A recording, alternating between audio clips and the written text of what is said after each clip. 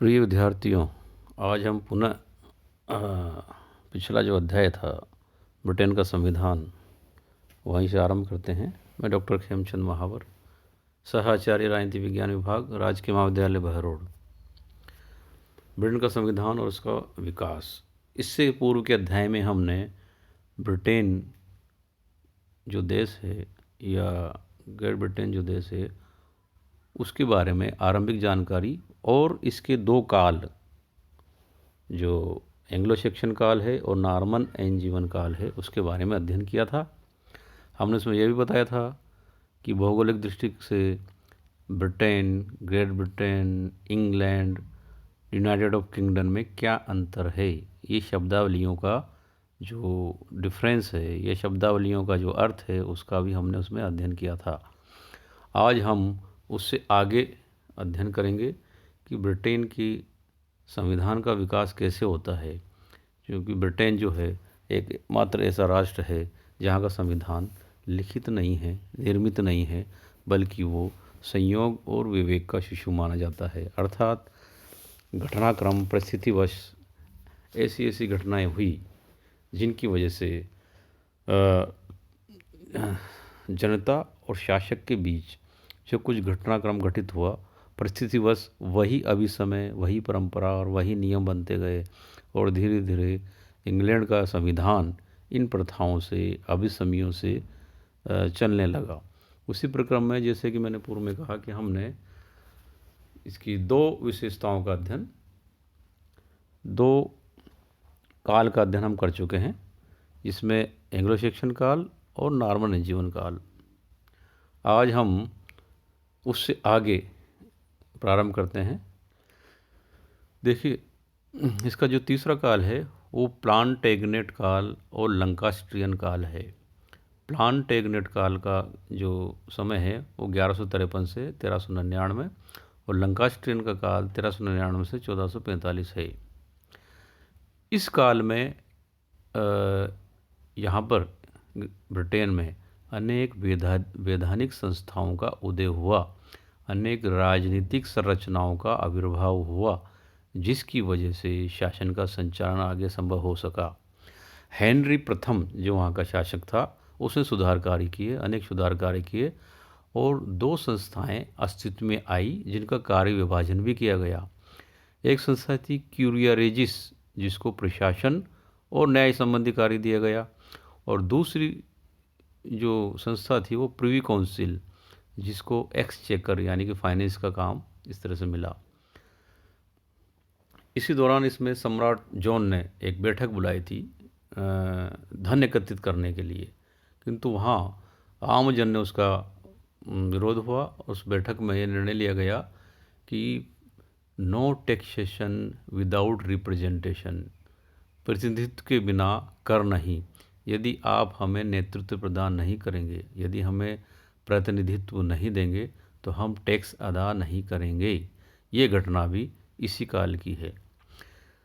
इसी काल में जो एक उस प्रसिद्ध मैग्ना कार्टा जो 1215 में अस्तित्व में आया था, वो राजशाही और जनता के विरोध के फलस्वरूप एक मैग्ना कार्टा अस्तित्व में आया, जो अधिकार पत्र भी माना जाता है और इसमें सभी के, आम जनों के, सामंतों के, सभी के अधिकार इसमें सम्मिलित किए गए हैं। तो ये भी महत्वपूर्ण घटना भी इसी प्लांटेगनेट काल और लंकास्ट्रियन काल में हुई। एक और तीसरी महत्वपूर्ण घटना इसमें संसद का उदय हुआ, वो भी इसी काल की मानी जाती है, क्योंकि सम्राट एडवर्ड प्रथम ने एक बैठक बुलाई थी धन एकत्र करने के लिए। तो वो एक तरह से जो बैठक बुलाई गई है वो मॉडल पार्लियामेंट के नाम से जानती है। मॉडल पार्लियामेंट एक आदर्श संसद जिसमें 572 सदस्य इसके अंतर्गत सम्मिलित होते थे। इस आदर्श पार्लियामेंट में मुख्य रूप से बैरन, क्लर्जी, नाइट या जो आम जन है वो सभी सम्मिलित होते हैं, किंतु शनै शनै बैरन और क्लर्जी जो है वो एक वर्ग बना लेते हैं, यानी कि ये थोड़ा सा संपन्न वर्ग है। नाइट और नागरिक जन, आम जन, ये एक इनके हित एक जैसे हैं, ये दूसरा वर्ग बना लेते हैं। तो इस प्रकार से स्वाभाविक रूप से इन संप्रदायों के आधार पर बैरन क्लर्जी चूँकि उच्च वर्ग या संपन्न वर्ग है उनकी लोकसभा अस्तित्व में आती है।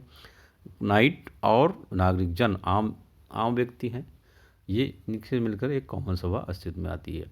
इस प्रकार से प्लांटेनेट काल की ये कुछ बेसिक फीचर है। इसके बाद हम ट्यूडर काल पे आ जाते हैं। इस काल में संसद का महत्व बहुत घट गया था। ट्यूडर राजाओं ने विपुल धनराशि एकत्रित कर ली और उन्हें संसद बुलाने की आवश्यकता नहीं हुई। इस काल में राज की शक्ति पोप के नियंत्रण से मुक्त हो गई थी। तो जो ट्यूडर काल है 1485 से 1603 ईस्वी में, तो इसमें मतलब जो शासक था वो बहुत ज़्यादा शक्तिशाली हुआ, स्वेच्छाचारी हुआ, जिसका प्रभाव ये पड़ा कि धार्मिक संस्थाएं बहुत कमज़ोर हो गई, पोप की शक्ति बहुत कमज़ोर हो गई, और जो पोप का शासन कार्य या फिर पोप का जो नियंत्रण था जनता पर, वो भी समाप्त हो गया। ये एक मुख्य विशेषता ट्यूडर काल की रही।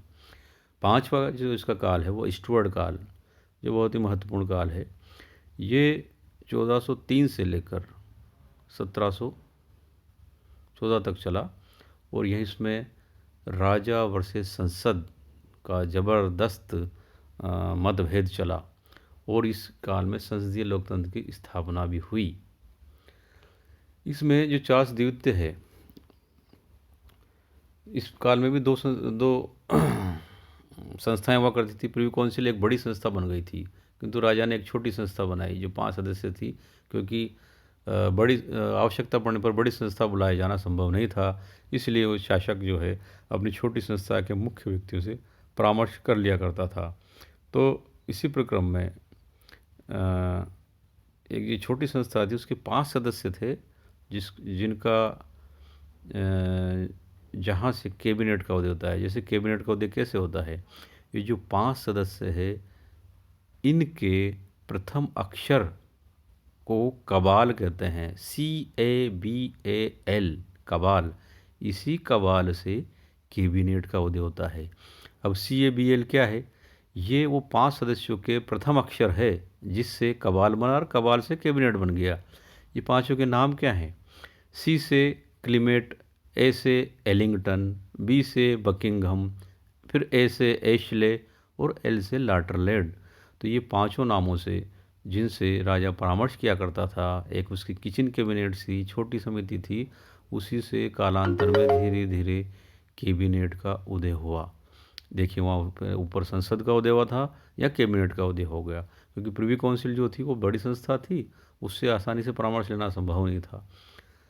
इसी काल में, चूँकि ये काल है 1603 से 1714 का, तो एक गौरवपूर्ण क्रांति जो 1688 की मानी जाती है, रक्तहीन क्रांति मानी जाती है, वो भी इसी काल की देन है। उसी के फलस्वरूप बिल ऑफ राइट 1689 भी अस्तित्व में आया था। इसके बाद हम इसके एक और काल और अंतिम काल हनोवर काल पे आते हैं। हनोवर काल जो है वो 1714 से आरंभ होता है आगे तक। इसमें संसदीय जनतंत्र का विकास हुआ है। अब जैसे स्टुअर्ट काल में जहाँ कैबिनेट का उदय हुआ, वहीं पर इस हनोवर काल में प्रधानमंत्री पद का उदय होता है। इसकी कहानी कुछ इस प्रकार से है कि उस समय का हनोवर काल का जो शासक था जॉर्ज प्रथम, उसे अंग्रेजी भाषा नहीं आती थी, और वो सामान्यतः मंत्रिमंडल की बैठकों में भाग भी नहीं लेता था, और वो अपने एक मंत्री को नियुक्त कर देता था कि आप जाइए और उस मीटिंग की अध्यक्षता कीजिए, और जो कार्यवाही वृत्तांत है उसकी सूचना हमें दे दीजिए। तो वो जो व्यक्ति जिसको अध्यक्ष नियुक्त किया था, उसका नाम था रॉबर्ट वॉलपोल। तो धीरे धीरे इस प्रकार की प्रथा चली कि वो जो अध्यक्ष था वो उस सभा को संबोधित करता, उस सभा के अपने फैसले लिए जाते, और वो जो प्रथम व्यक्ति था जिसका अध्यक्ष नियुक्त किया था वो रॉबर्ट वॉलपोल था।